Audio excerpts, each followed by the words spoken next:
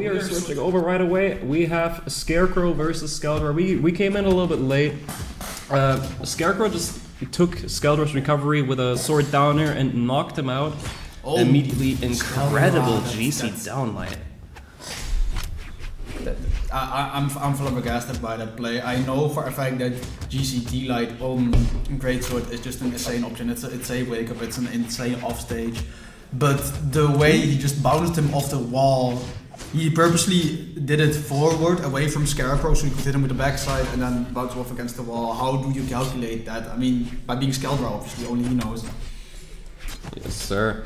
I mean, we are currently in losers quarterfinals. Oh, that clash was really unfortunate for Skeldra. Now he's getting edge guarded by ScareCrow with the spear. ScareCrow weapon throwing. Yes, sir. ScareCrow's actually keeping up very well. You know, going into this, I did not expect. I mean, I said ScareCrow has a legitimate chance of taking this, but he's keeping up a lot better with Skeldra than I thought he would. As Skeldra takes him there, you know, that's the one thing with Skeldra. We saw that against Wavegod where he really struggled with finishing off stocks.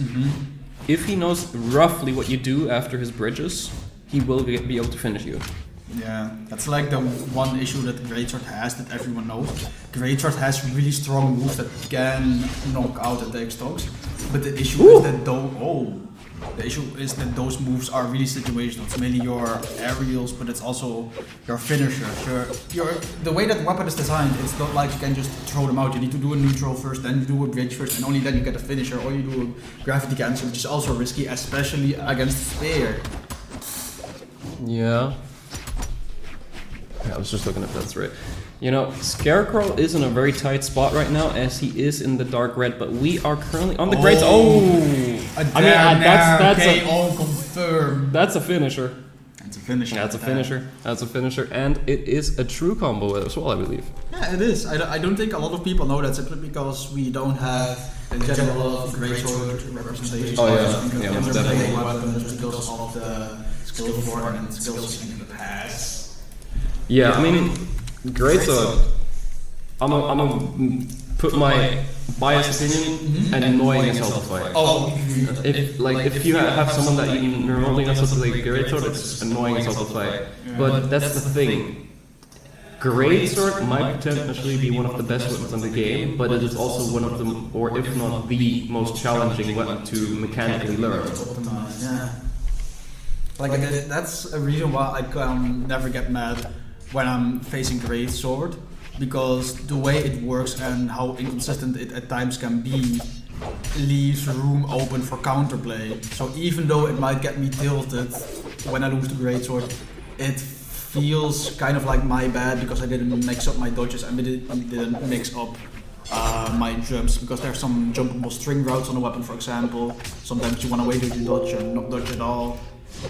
There is counterplay, but the weapon is just so difficult to both play against, but also practice. But Skeldra is just the GOAT. Skeldra is the Greatsword GOAT, but the Greatsword GOAT has been knocked out into the bottom blast zone by ScareCrow. ScareCrow actually ditching the spear, which is interesting because I think a lot of people are of the opinion that spear does pretty well against Greatsword just because it has that Enlight and has really strong neutral. Skeldra just going down there. I saw that ScareCrow was lacking options, just sending it with the Urnam ground pound, now double stacking Greatsword, trying to fight his way back on stage. This is something that Skeldra has been struggling with a little bit already in this set, what he's doing each time, and especially, maybe ScareCrow's doing this intentionally, but here you see it, Skeldra is going for, ScareCrow getting the knockout, but what you see is that Skeldra is going for side light opener into D-light finisher, which pushes ScareCrow off the stage and shows Skeldra to, meaning that you're not grounded anymore, you can't go for your finishers there. Yes, ScareCrow has been doing really well in putting himself in that position where he's on the edge, and whenever Skeldra hits something, he's just not able to finish it, but Skeldra going down after an arm, again, 2 unarmed KOs. You remember it during the Zephyr set where it told you, oh, I'm surprised he's on Notoria. I remember him as a Nasuri main. It's coming back. It's coming back right here. You know, he abandoned the spear. He was like, you know, it might have worked incredibly well in the previous matches, but against these, against this Greatsword, I might want the Katars. I saw as what Wave was doing earlier. I could potentially copy that. I've played my fair share of Suri. Yeah, and it's definitely looking like he's doing a great job at that. Skeldra seemingly struggling a bit with Katars, you know? Like, is it maybe that diagonal approach angle that Katars have very often? I think it's mainly that ScareCrow is playing airborne. It's not even the dare angle specifically, it's just that because Skeldra can't get any opener hits, ScareCrow is just not taking any damage, and Skeldra doesn't want to give up his position, but oh, then Skeldra just let it rip. I didn't expect this because, if I'm not mistaken, he never previously in the set went for an immediate opener bridge finisher. He always does he didn't, yeah, you're right. Chase dodge into reset, opener bridge, and then the finisher. Yes, sir. I'm looking up Skeldra right now, and he is currently in the top 8 on loser's side, yes, but I looked him up, and he is PR 7 currently. And in the recent BCX, he placed 9th. Which honestly, I didn't remember. I'm gonna be honest, I was on hiatus during BCX. I'm gonna be real. I was there busy studying. 9th at BCX is crazy, and consider how good ScareCrow has done so far. Like, that's a 9th placer at the World Championship that you're doing that amazing against. Like, even though ScareCrow is down to, it doesn't feel like he's completely helpless. Skeldra isn't rolling. Ooh, my goodness, the dodge came back just in time. Yeah, you know, ScareCrow's got something cooking up. He definitely has. You can definitely still see signs of greatness there, of his past self and his current abilities. You know, he said he warmed up a little bit before the tournament, started playing the game just a little bit again. But you can definitely tell it might have been a bit more than just a little bit. You know, so people tend to downplay the amount of time they practice. I think Skeldra is starting to feel the great sword. Oh, GCD's getting the punish.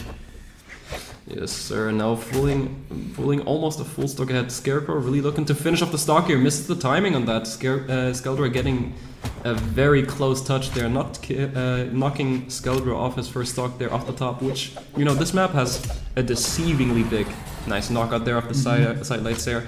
Deceivingly big kill box off the top. Yeah, it does. Like you imagine this map as basically small Brawl-Haven with a pillar at the bottom, right?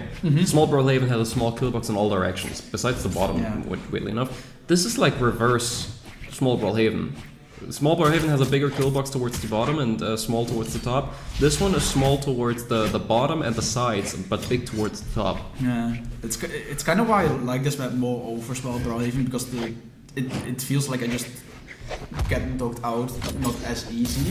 Ooh, especially nice when I'm on the 4 Defense Legends, you know? I prefer having that extra wriggle room.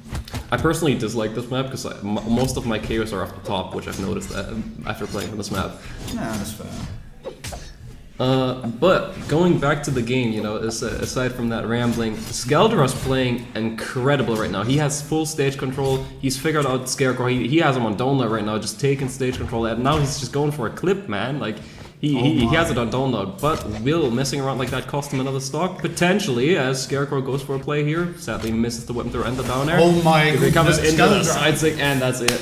Skeldra 3-0 over ScareCrow.